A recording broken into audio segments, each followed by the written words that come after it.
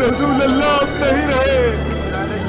وسلم دائما أبدا على حبيبك خير الخلق كلهم. محمد سيد الكونين والثقلين والفريقين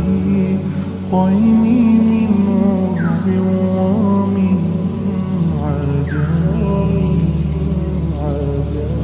مولاي صل وسلم دائما أبدا على حبيبك خير الخلق